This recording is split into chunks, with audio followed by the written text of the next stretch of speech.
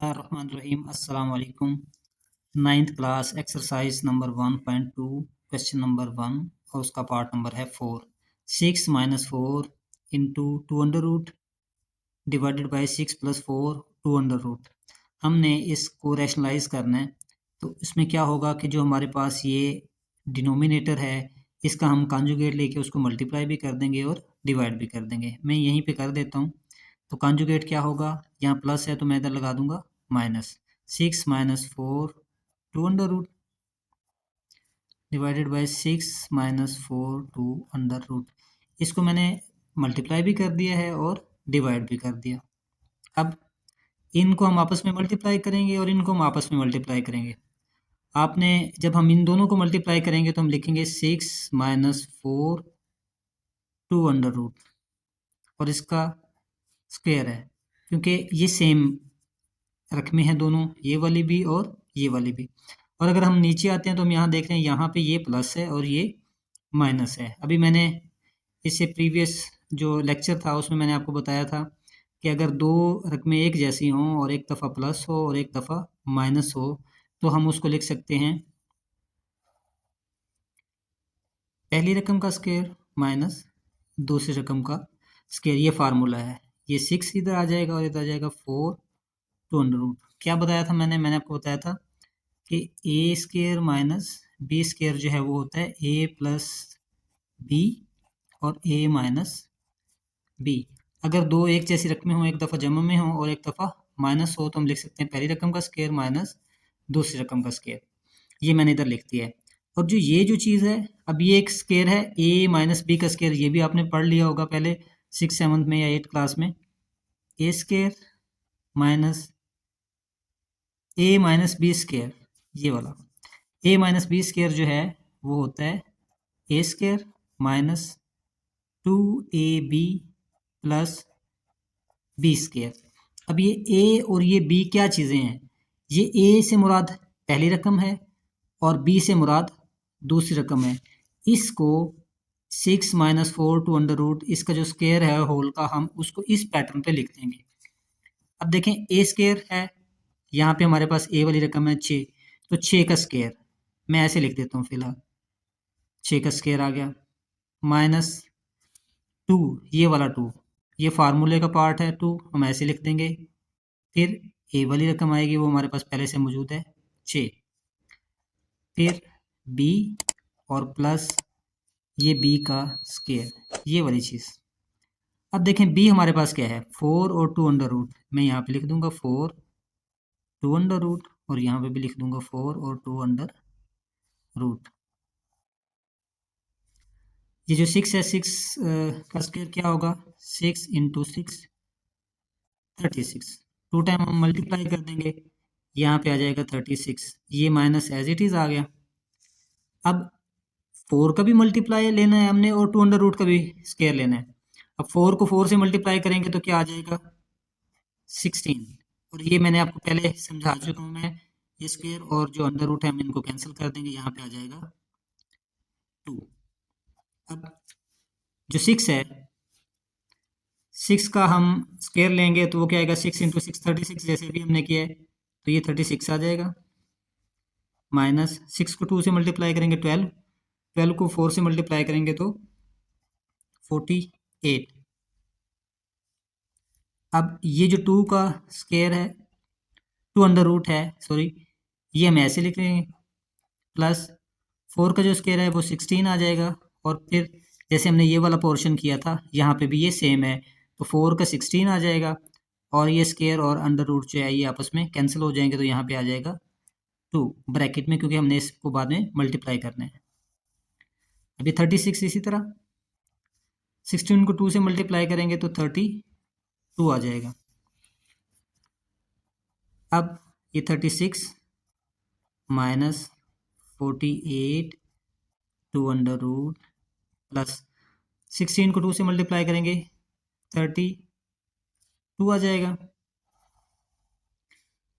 36 में से 32 को माइनस कर देंगे तो हमारे पास आंसर आएगा इधर 4। अब ये 36 है, ये प्लस 32 है, हमारे पास आ जाएगा 68।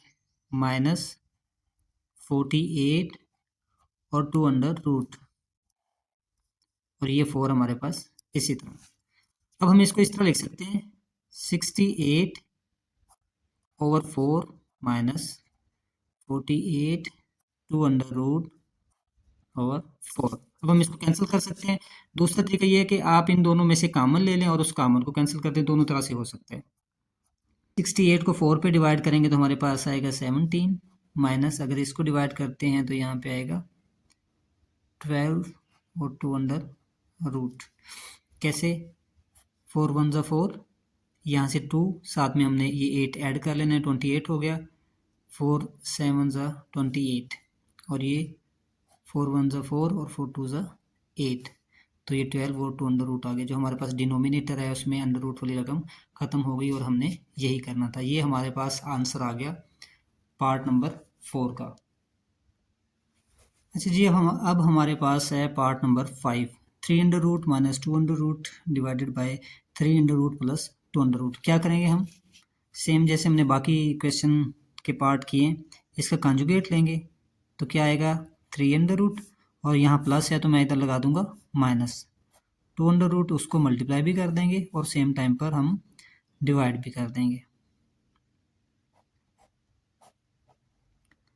अब ये वाला हमने जो पार्ट नंबर 4 है ऊपर वाले क्वेश्चन में हमने देखा था कि ये हमारे पास फार्मूला है a माइनस बी का स्क्वायर, और जो नीचे वाला है वो है a square minus B square. मैंने आपको इधर रफ में वो दोनों फार्मूले ड्राइव करके बताए थे कि ये कैसे बनते हैं। तो मैं यहाँ लिखूँगा 3 under root minus 2 under root, इसका स्क्वायर आ जाएगा क्योंकि दोनों एक जैसी डिजिट्स हैं ना, एक जैसी रकमें हैं। और ये क्या आ जाएगा a square minus B square. मैंने आपको अभी समझाया था कि दो रकमें अगर एक जैसी हो, एक दफ़ा जमा में हो और एक दफ़ा माइनस में हो, तो हम पहली रकम का स्क्वायर लिख सकते हैं माइनस दूसरी रकम का। पहली रकम हमारे पास क्या है 3 अंडर रूट, और दूसरी रकम क्या है हमारे पास 2 अंडर रूट। अब ये जो है ये a माइनस बी का स्क्वायर है, हम जानते हैं उसको कैसे हम हल करते हैं। तो a square minus 2 a B plus B square, यानी a माइनस बी स्क्वायर जो होता है वो क्या होता है a square minus 2ab plus B square. अब a हमारे पास ये पहली रकम है यानी 3 अंडर रूट, यहाँ पे भी आ जाएगा 3 अंडर रूट, और b क्या है 2 अंडर रूट, यहाँ पे भी हम लिख देंगे 2 अंडर रूट। अगर आपको कन्फ्यूज़न हो रही है तो मैं आपको बता देता हूँ, देखें a माइनस बी होल का जो स्क्वायर है वो होता है a square minus 2ab plus B square.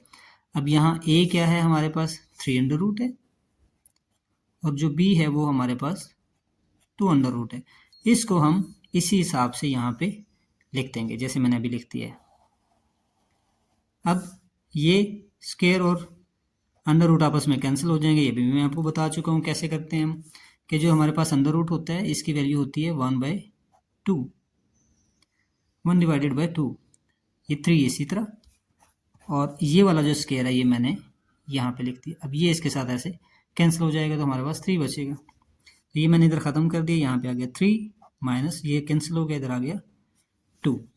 अब इसी तरह हम क्या करेंगे, ये अंडर रूट और स्क्वायर ख़त्म कर देंगे, यहाँ पे आ जाएगा 3 माइनस ये दोनों अंडर रूट में है, हम इनको मल्टीप्लाई कर देंगे, ये 2 इसी तरह आ जाएगा, 2 3 इज़ 6, ये 6 अंडर रूट में आ गया, और ये फिर आपस में ख़त्म हो जाएंगे, स्क्वायर और अंडर रूट यहाँ पे आ जाएगा 2, 3 माइनस 1 3 माइनस 2 1, तो 1 हम नहीं लिखेंगे नीचे क्योंकि हमें पता है कि किसी भी रकम के नीचे हम एक नहीं लिखते, वो ऑलरेडी से होता है, इसलिए मैं इसके नीचे एक नहीं लगाऊंगा क्योंकि 3 में से हम 2 निकालेंगे तो हमारे पास 1 बचेगा। तो ये 3 और 2 कितने हो जाएंगे 5 माइनस 2 और 6 का जज़र। ये हमारे पास आंसर आ गया पार्ट नंबर 5 का।